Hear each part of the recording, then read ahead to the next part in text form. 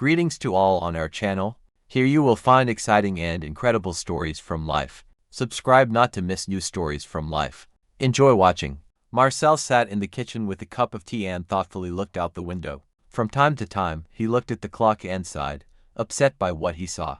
The man was upset because his son Christian and his fiancée were late for work. Sometimes it even seemed to him that they were doing it on purpose and avoiding the old man.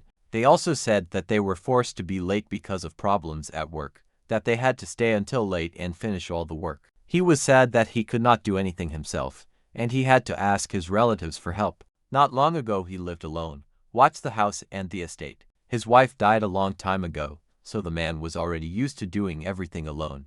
Everything was fine until one day he had an accident. When the man went to the store to buy, the house caught fire. The whole building was covered with fire. It is difficult to say what caused the fire, but presumably it was a short circuit. When the man returned home with bags full of groceries, he saw his house being extinguished. The shock was so strong that Marcel lost consciousness. Fortunately, the firefighters arrived at the scene quickly and put out the fire. But the loss of his house was a serious blow to the man. It was difficult for him to bear it, and because of the worries, the man was paralyzed. Immediately after the incident, the son took his father home. "Son, you should have left me in the hospital or sent me to some specialized place. Why do you need such difficulties in your life?" the old man said, barely holding back his tears. He never wanted to be an abuser for his son. But Christian's son did not want to listen to this. He loved his father, and he and his wife were ready to take care of the old man as long as it was necessary. Several months passed. Thanks to the correct treatment and the strength of will, Marcel soon began to recover.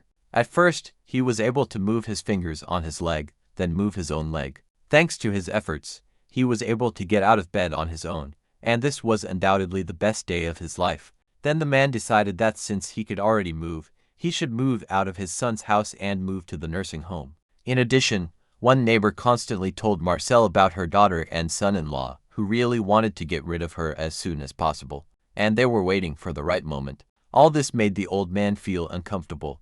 In addition, he noticed that his son and his daughter-in-law became secretive. They were constantly late for work and returned home only at midnight. They must be tired of me, so they try to avoid and spend less time at home.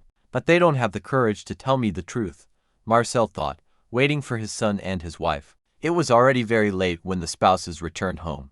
An elderly man was already waiting for them there. "Dear children, I don't want to be an obstacle for you. I have only one request for you. Send me to the nursing home. I beg you," said the old man.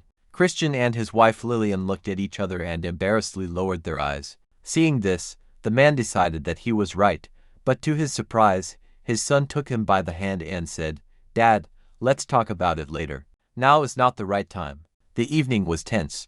Everyone felt uncomfortable. Christian and Lillian were silent, working on their laptops, and Marcel continued to talk about how good it would be for him in the nursing home. Deep down, he didn't want to part with his son and his family, but on the other hand, he didn't want to be an obstacle for them.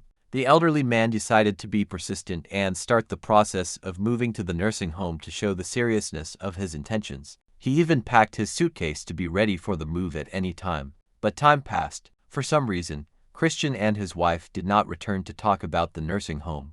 In the end, the elderly man could not think of anything other than his move. A few weeks later, Christian told his father that he could prepare for the move. "The moment of truth has come," the elderly man thought with sadness in his soul. He noticed that Lillian had put new bed linen in the bag. The old man went out to the street, where he said goodbye to his neighbor, telling her that he was leaving for the nursing home tomorrow.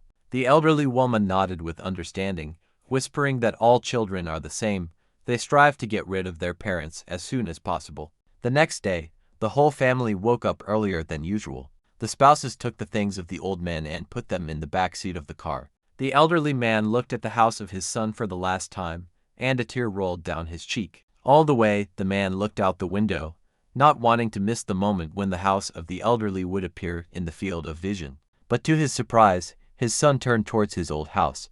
When the car stopped next to the house, the man almost lost consciousness from the shock, thinking that his eyes were deceiving him. He tried to understand if he was sleeping, closed and opened his eyes, but what he saw did not disappear anywhere. The man came out of the car with tears in his eyes. At the place of his old, burnt-down house, There was a new, rebuilt building. Marcel carefully opened the door and entered the yard. There he saw the materials that had been damaged, looked at his son and his wife, and understood everything without words. He realized that they were constantly being delayed, coming late from work, tired, because they were building a new house for him. All this time, the man thought that his family was just waiting to get rid of him and return to the house of the elderly. Realizing how wrong he was, the old man hugged his son and daughter-in-law. Tears flowed down his cheeks again, but they were tears of happiness.